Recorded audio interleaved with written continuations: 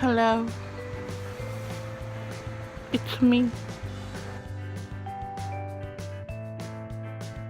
Hey, thank you for joining me today. So today this is gonna be a story time video. I'm gonna tell you about the time I beat up a little boy for being mean. I don't advise you to bring violence into your life, but sometimes you just gotta throw a chair at them. So let's get to it. All begins, like, I think I was in 6th grade or 7th grade. And I knew this kid just because I had him in my other classes. But he was like really mean to me.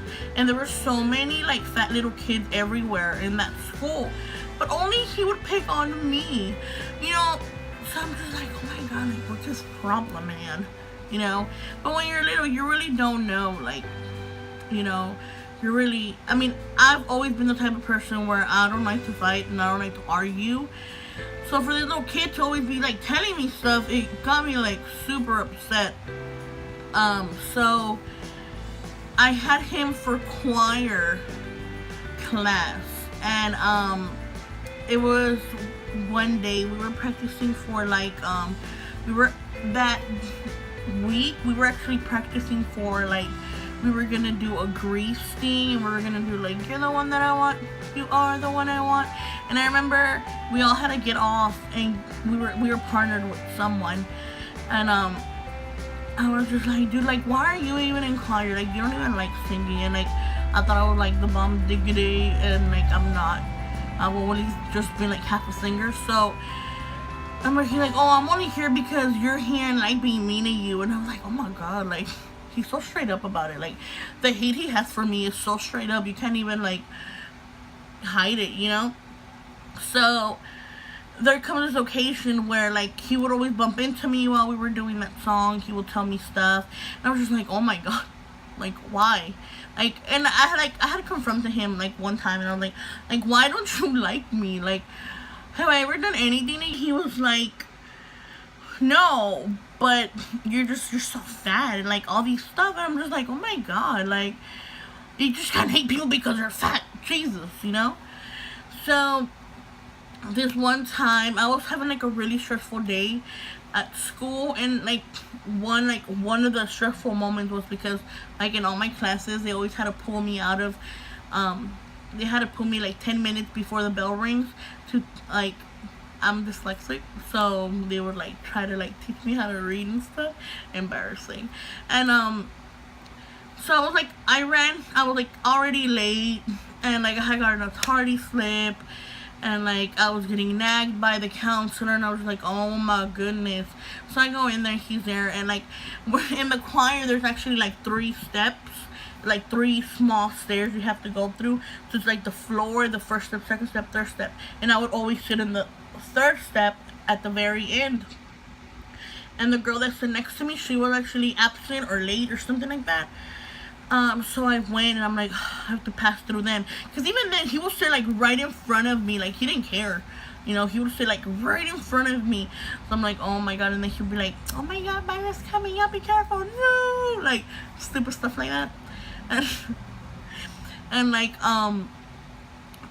so I remember like, I literally, like, poor me, I had to go through like the middle because I just didn't want to like go through them and their comments. So as soon as I sat down, he was like just telling me stuff like, oh my god, like, you're so fat, and like you're double chin popping. Like, he didn't say double chin popping, that's my word, but he was just telling me stuff about like my double chin, Lord. And I got tired of him. Like, I literally got so sick and tired of him. I threw him out of his chair, like through the back, and like I grabbed the chair he was sitting on and I threw it at him, and he landed on the floor. Oh my god. After that, I got on top of him and started hitting him in the face. And the choir teacher was like, stop! Like, she was like going crazy, and I was just hitting him. Like, I hit him non-stop. Remember, I was crying, and I was like super mad, you know, because I was having a stressful day, and then that happened. So the counselor comes, and she takes me and him out. So I'm like sitting in the like nurser, like it was like the office and then like the nurse area. So I was sitting outside and I was just crying. And I was like, call my brother, call my brother, you know. So they called my brother. He comes. He's like, what did you do? And I'm over here telling him like I beat up this little boy because he kept calling me that. You know, like how pathetic is that? And you know, even though I started in the the fist fight or like the actual fighting part, I didn't get in trouble, because I told him like I was bullied by this kid so much, and I finally got sick and tired of it, you know. And so they're like, you know, I think they gave me like just like detention or something, but like they sent him to like guidance center, which was pretty cool because he needed to learn a lesson, you know. And now till this day I see him. He lives where I used to live back then. So when I see him like at like a park, or like if we're crossing, because like I don't know, like God always puts him like on my way, you know. So he always avoids me. Like we make eye contact and that's it. Like he's like, and like moves along, you know. And when we got to high school, like I want to say this was 6th or 7th grade. So when I got to 8th grade, I didn't see him anymore. Like I didn't have him for any classes. I would only see him in the hallway. He would like cross to the other side, and I'm just like, dude, like, oh my God, don't think I'm gonna go and beat you up, and you know. And when we got to high school as well, like he would see me, he would just be like,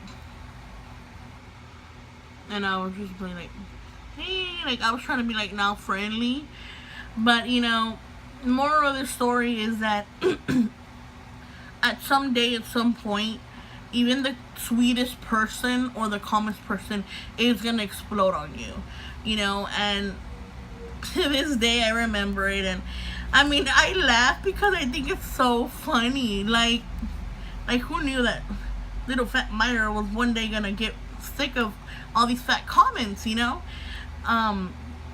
And when I think about it to this day, and I tell this story like 1,000 times to my cousins and my brother, and I mean now I laugh about it, and like I feel kind of good about it because I stood up for myself.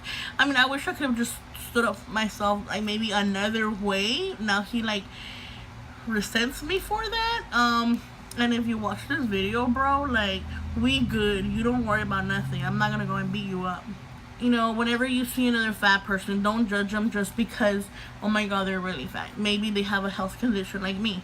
I have a health condition, which I'm not ashamed of.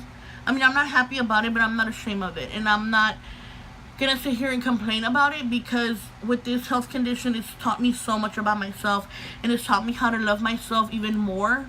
You know, it's a struggle to live with it because some days I'm just doing good and some days I'm doing bad. But I gained so much confidence out of this. Like right now, you see me in camera. Years back, you would have never catched me talking to a camera because I was so afraid of, oh my God, what are people gonna say about my double chin and my cheeks and my, you know, when I put my hair up and my arms are so just like, you know.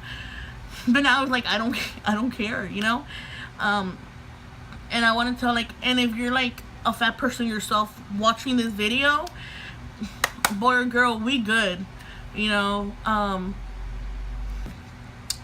So guys, thank you so much for watching this video. Be prepared for more videos upcoming.